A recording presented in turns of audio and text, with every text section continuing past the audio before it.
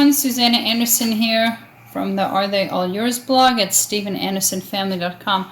Today I want to do a side-by-side comparison of two KitchenAid mixers that might be applicable to large families. The one on the left here is the KitchenAid I've had for several years, the 6-quart professional mixer from KitchenAid that you can buy at places like Costco and such.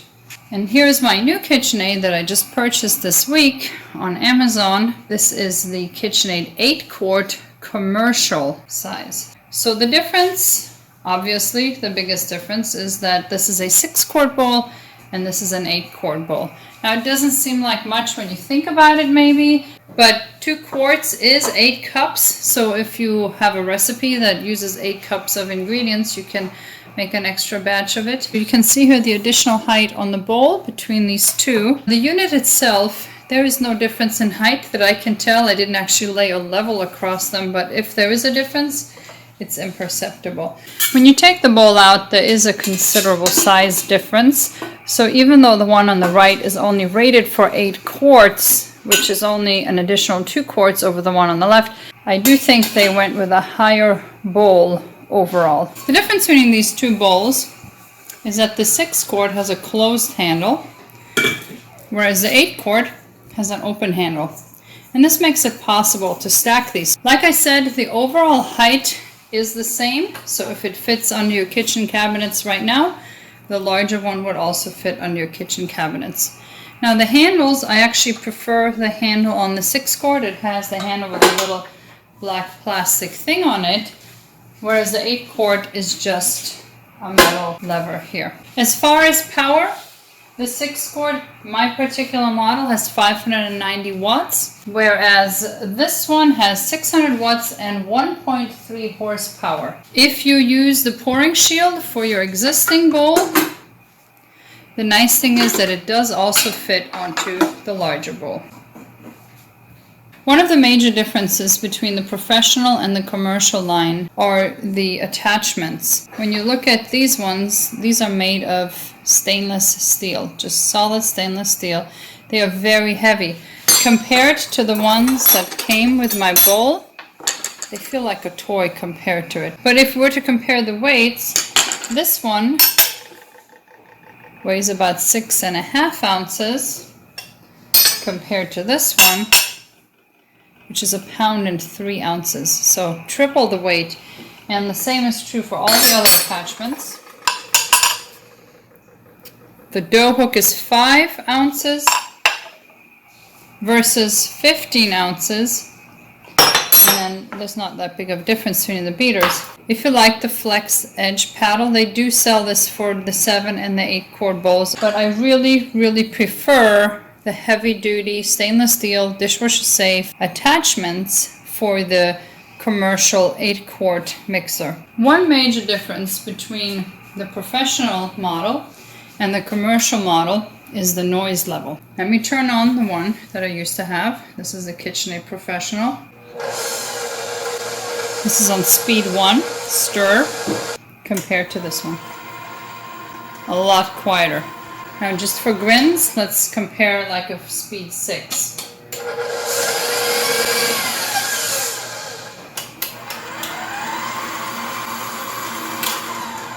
And finally speed 10, the highest speed.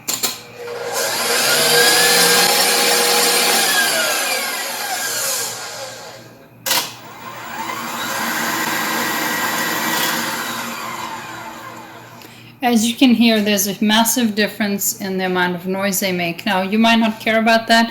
Sometimes I like to make food while my kids are napping, so I really prefer the fact that this commercial one is a lot quieter. Now, this entire setup up here is different as far as how it connects, and I'm not technically adept enough to figure out what the difference there is, but I think it has to do with the fact that this is a lot more torque. I did see a review on Amazon that also showed how the gears on the inside work, and the commercial has far fewer parts than the professional. The way that they are assembled, they are made to be more sturdy and last longer than the gears in this particular one. Now this is a great mixer, don't get me wrong, I've had mine for years and used it extensively. I use it every day for many things. So I wouldn't be concerned about it, especially if you buy it at Costco where you can take it back anytime if it breaks.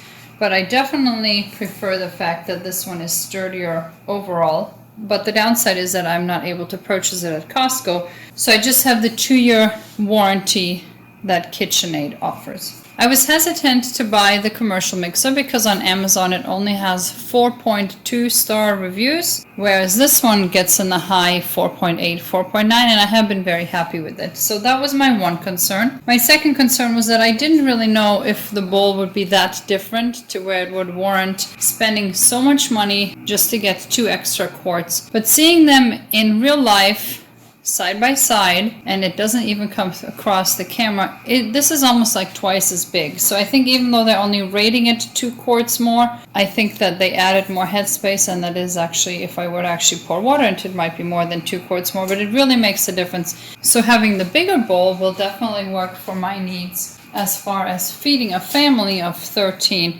I can make much bigger batches of cookie dough, bread dough, and things like that. Aside from the fact that I do not have the great Costco returns policy with this one, the other downside is the price. This one comes with a very hefty price tag. That was the other limiting factor on this one. So if you do not absolutely need it to feed your family, I definitely would not recommend getting it. I would definitely say if you can get by with the 6 quart, keep the 6 quart. But if you need the 8 quart and you are able to purchase it, you will love it. So let me show you this big one in action. So I'm going to make a large batch of lactation cookies for after the baby comes. And I'm going to show you how it fills the bowl as I go because I'm using a large amount. So far in this bowl I have 2 cups butter and 2 cups brown sugar that I'm creaming.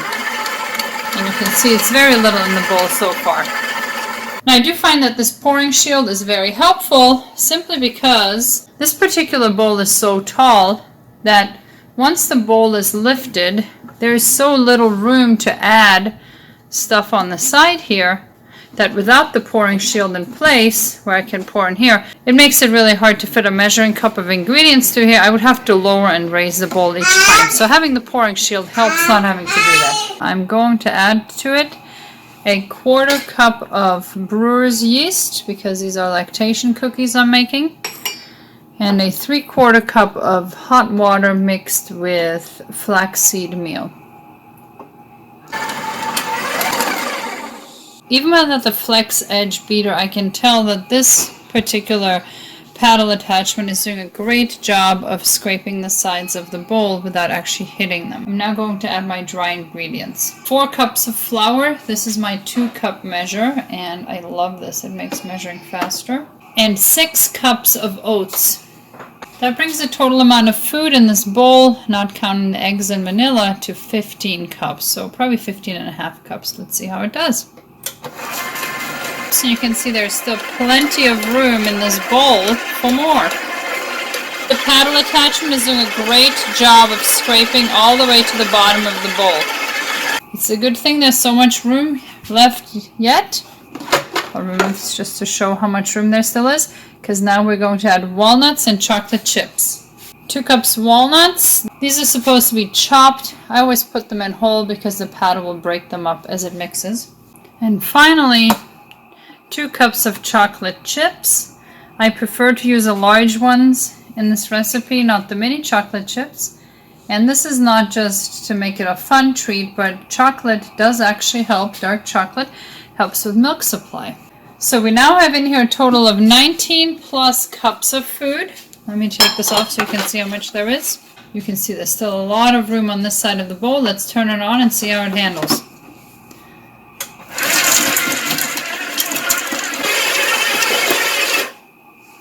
The dough is finished, the bowl is lowered, there are altogether over 19 cups of ingredients in here, and you can see that there's still a lot of room left in the bowl. There's no danger of running out.